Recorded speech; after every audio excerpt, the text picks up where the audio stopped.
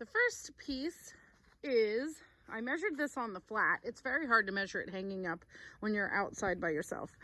It is about 110 inches long, which is basically 3 yards.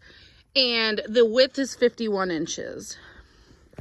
As you can see, I'm trying to get this in full sun, but there are some shadows from my poles and stuff. As you can see, it's shades of orange. I would say a salmon. There's like almost a red orange, maybe a true yellowy orange, and then like a salmon.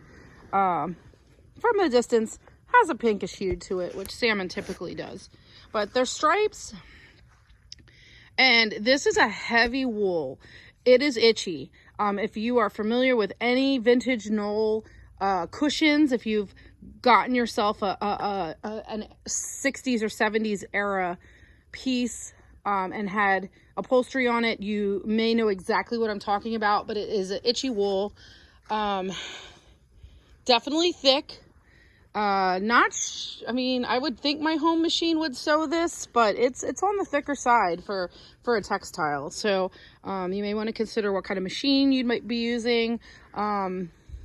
There's some fraying on the side here, but this was probably hand woven, as most of the pieces from this era typically were hand woven.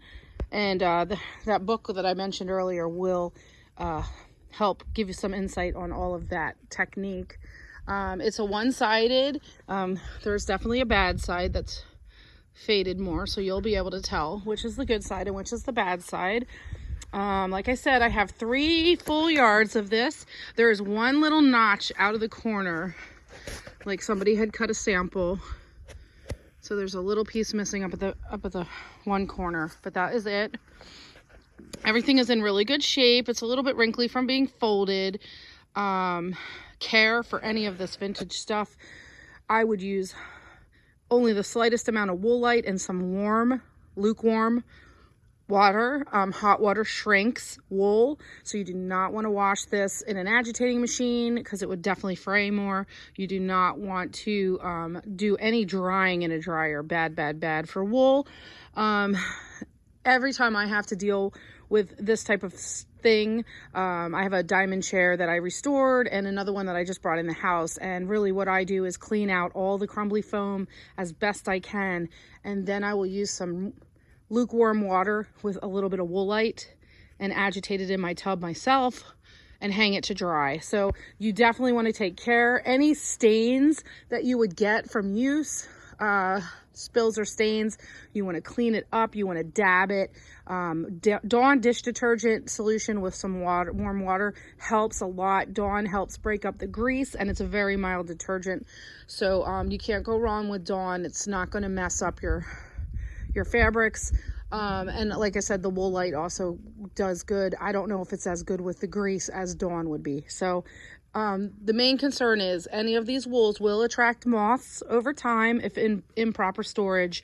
You always want to be aware of moths around your woolens and make sure you protect it from them. Natural fibers like wool and cotton do need to breathe, so you don't want to seal it up in plastic. It's not always the best thing to do, but just check on it frequently, and add to your freezer for maybe 48 hours. If you can fold it up small enough to fit it in your freezer in a bag, that will explode any moth eggs that happen to be in stuff if you find yourself in an infestation. But you need to periodically check on your woolens to make sure that that has not occurred, and take proper precautions if you can. And I recently bought some moth traps to hang around my house because I have so much wool, and they have little sticky, they fold into a little triangle and they're sticky inside, and I've, to my surprise, have actually caught a couple moths in it. So even if you're not sure if you have moths, it took them a few weeks to start finding my traps, and I thought I wasted my money, but then I did find 1 or 2 get in my traps. So those help as well because it kills the adults, which in turn lay the eggs, which in turn turns those things into munchies that munch on our fabrics. So, and any kind of stain or food soilage, that's a very attractive thing to a moth. They like dirty dirty fabrics. So if you're using these on your furniture, and any type of quality cotton or wool should definitely be monitored. So anyway, that was my public service announcement for wool. But anyway, this is our first 3 yards, orange stripes. I love it. Definitely have seen some Bertoya chairs with fabric upholstery at this weight and texture. This is definitely something you could use for one of those chairs. A Saarinen stool, you could get some of those out of here. You could probably get a set of 6 or 8 dining chairs out of this if you're just doing a simple recover job on your dining chairs. It's a happy orange tone stripe. It's just really beautiful. And this is the selvage. It's all woven to the edge.